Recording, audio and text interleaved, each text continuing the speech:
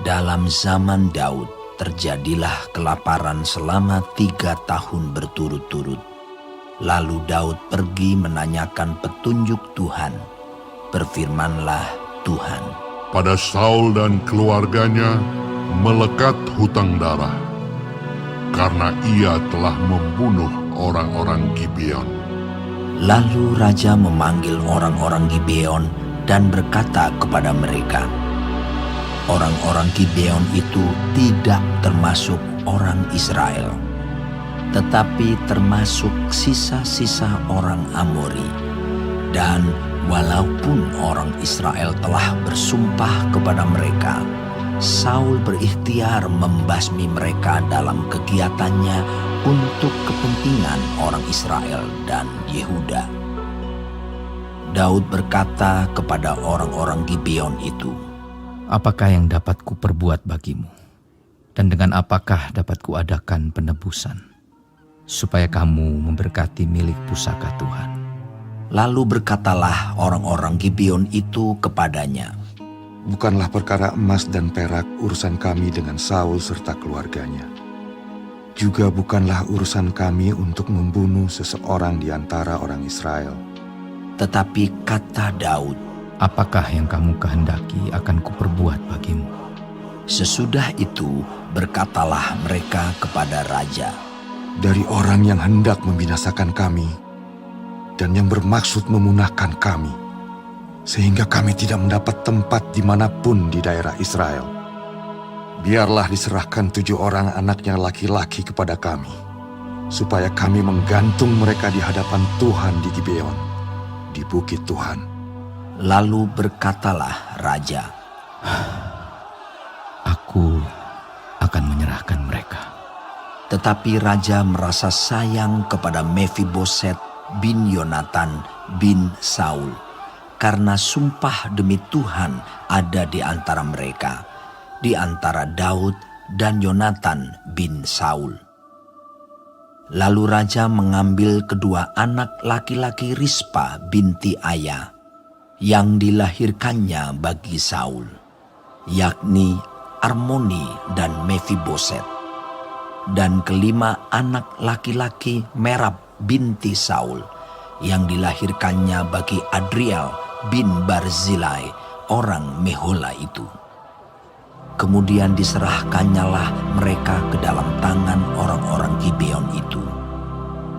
Orang-orang ini menggantung mereka di atas bukit, di hadapan Tuhan. Ketujuh orang itu tewas bersama-sama. Mereka telah dihukum mati pada awal musim menuai, pada permulaan musim menuai jelai. Lalu Rispa binti Aya mengambil kain karung dan membentangkannya bagi dirinya di atas gunung batu, dari permulaan musim menuai sampai tercurah air dari langit ke atas mayat mereka. Ia tidak membiarkan burung-burung di udara mendatangi mayat mereka pada siang hari, ataupun binatang-binatang di hutan pada malam hari. Ketika diberitahukan kepada Daud apa yang diperbuat Rispa binti Aya, gundik Saul itu, maka pergilah Daud mengambil tulang-tulang Saul dan tulang-tulang Yonatan anaknya dari warga-warga kota Yabes Gilead yang telah mencuri tulang-tulang itu dari tanah lapang di Bet-San, tempat orang Filistin menggantung mereka, ketika orang Filistin memukul Saul kalah di Gilboa.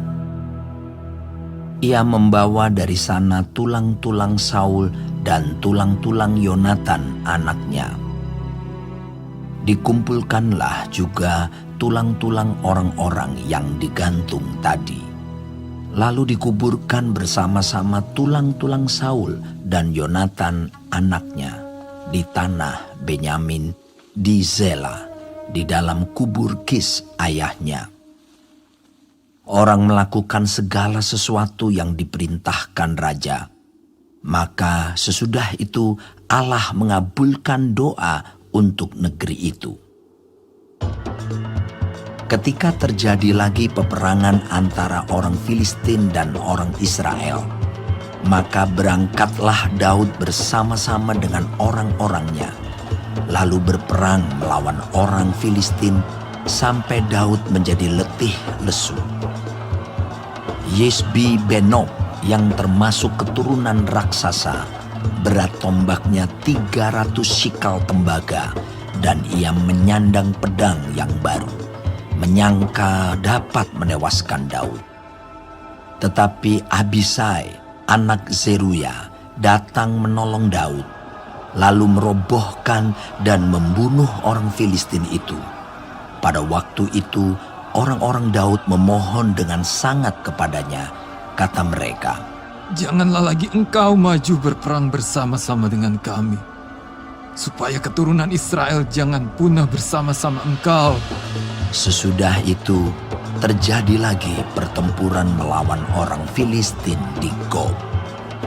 Pada waktu itu Sibhai, orang Husa, memukul kalah Saf, yang termasuk keturunan raksasa.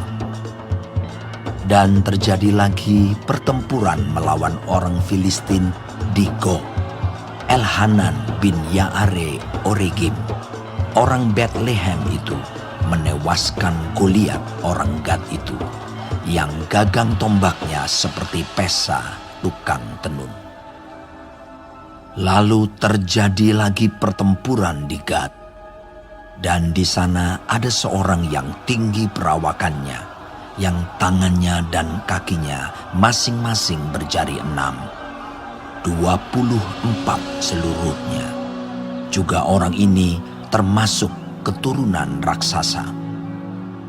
Ia mengolok-olok orang Israel, maka Yonatan, anak Simea kakak Daud, menewaskannya. Keempat orang ini termasuk keturunan raksasa di Gad.